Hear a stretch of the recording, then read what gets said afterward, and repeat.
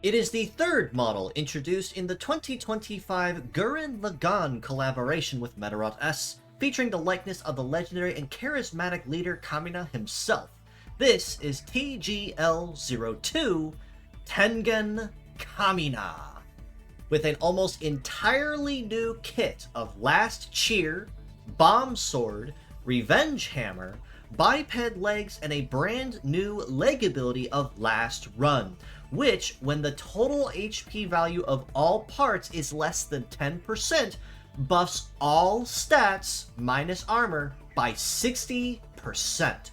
Now, when it comes to suicide and low HP nukers, Medarot is most certainly no stranger to these. We've had a lot of them over the course of the years, with thanks to Sacrifice, Inferno, Spinning, Microwave, Micro Shock. We got lots of really good possibilities and lots of different builds people could do with the definition and stretching the definition of Glass Cannon. Tengen Kamina, however, takes all those definitions and redefines them entirely with a kit that the closer he is to dying, the more powerful he goes out and the more intense the fiery blaze of glory becomes when he does get finally taken down. Last Cheer on the head part is a brand new support skill being introduced into the game. Upon explanation and upon activation, it will reduce all active parts HP to 1. So instantly defining that glass cannon right there. But on top of that, in trade of costing you all of your HP, you also get a ×5 success and power bonus on your next attack. That means if you are going to be going down, you are going to be going down with the fieriest blaze of glory there is, with a massive boost to the overall damage that you can bring to the table. Furthermore, Last Cheer, on top of reducing all HP and giving you that impressive one-turn success and power bonus, also applies a stack of Barrier and a stack of Curse to self. Barrier is a guard boost effect that allows the user to tank one attack that would normally break apart at 1 HP and still keep on kicking once. At the same time, the Curse ability, however, also prevents the user from receiving any healing skills whatsoever for up to 3 turns. So this is basically a last-ditch effort more than anything else, that if you're going to use it, you need to make sure that this attack is going to land and it's going to be the strongest thing you can bring in your arsenal. Bomb Sword on the right arm is another brand new melee skill that, simply explained, is just a basic sword attack with a gunpowder attribute. There's really no other simpler way to explain it, so it works as simply as any other basic sword might, with fairly solid numbers across the board. A base power of almost 1500 on a non-heavy sword is really, really nice though. Fairly solid heating and cooling, and a 1379, almost 1400 rating for success means that you are most likely going to land every hit that you make with that sucker. However, given that it is a gunpowder attribute, it does mean that anyone that is using gunpowder guard can negate it, so a little caution is advised if you're planning to use it. Revenge Hammer on the left arm is another melee skill that we've seen a couple of times already, thanks to a couple other previous collab models and models in general. But to explain, it is a basic melee attack that has a conditional damage and effect bonus relative to the amount of HP that's remaining on the part in question. If the part's HP is over 50%, it is treated as a basic melee attack with nothing special.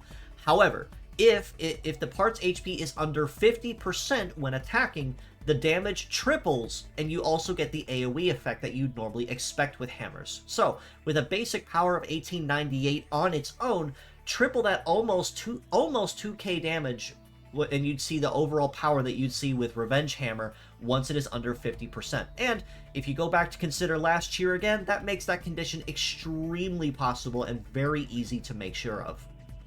Biped legs means that Tengen Kamina will have very solid coverage across all terrains, focusing mostly on a dodgy and agile build more than actually tanking damage. And given the fact that he plays the very definition of Glass Cannon like it's his royal crown, he really doesn't need to focus too heavily on damage reduction either.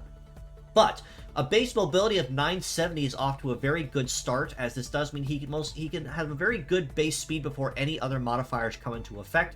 An evade of 1380 also is nice, as this means he can dodge or graze fairly consistently as he sees the need to, unless he's struck with a no-dodge penalty on a cooldown or from an ailment. A melee resist of 1028 and a shoot resist of 820 those aren't terrible. They're kind of a middle of the road, a middle ground kind of thing that you'd want to sit at more than anything else, but it does mean that you can take a hit fairly decently. In the armor department, though, he is packing a solid almost 3,900 HP for the head, almost 3,600 for right arm, just over 4,100 for the left, and almost 3,800 for the legs. So he is fairly healthy in the armor department as well, just to kind of compensate for the lower value that he has with his resistances. However, that is also before Last Run comes into effect, which, boosting all stats up by 60%, means that he will be going notably faster, much more dodgy, a little easier with tanking the hits.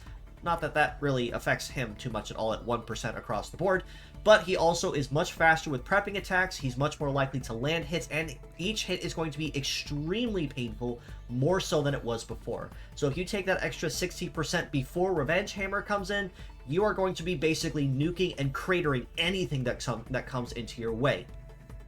All this being said, though, as a pure set score, I do have to rate Tengen Kamina a pretty well-rounded 7.5 out of 10, as the very definition and new king and emperor, Kaiser even, of the definition of glass cannon.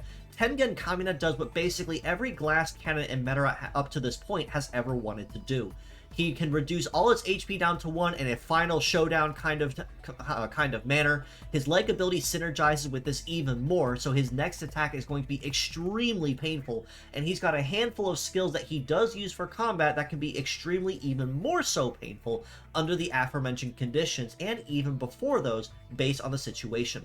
The only real problem with Tengen Kamina is the fact that he is a glass cannon, and even more so in this respect than any other in Medarot's history. This means that even with the barrier effect that he gets to use, that gives him only one free hit, and after that, he's basically done. And he really doesn't emphasize too heavily on getting HP back either, because his legs and his left arm do put a very heavy emphasis on being closer to dying than closer to healthy.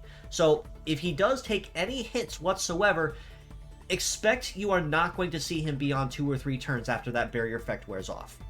As mixed parts, though, I do have to rate him just a little bit lower at a 6.5 out of 10, primarily on the ground that even if all of his parts are fairly useful, they are very weirdly niche, and you'd have to really build around them if you want to use their synergy in any other team builds. Last Cheer and Last Run kind of go part and parcel, so if you're going to be using either of them at all, it's kind of going to be a requirement you have one with the other. Revenge Hammer can be really nice too, but again, on the requirement and assumption that you are closer to that under 50% HP. The only more consistent part of the batch would probably be Bomb Sword in this respect, given that it's just a basic sword with a gunpowder attribute.